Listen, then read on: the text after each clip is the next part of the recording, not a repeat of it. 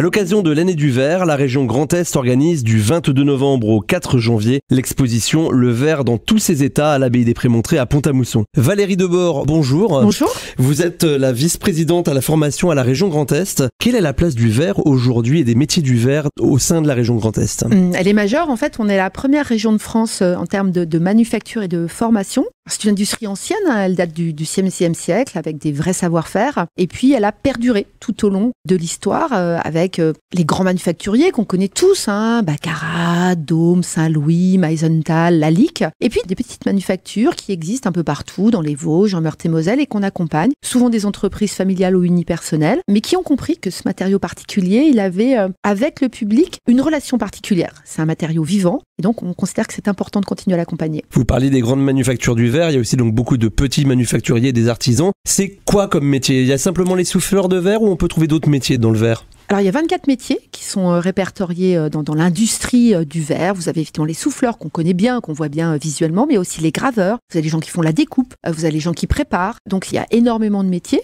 qui donnent lieu à des formations qualifiées, des CAP, des brevets de maîtrise. Et c'est effectivement au niveau de la région qu'on peut accompagner ces formations-là. On le disait, la région Grand Est, c'est la première région du verre en France. Comment on accompagne à la formation de ces métiers? Quels sont les centres de formation qui existent?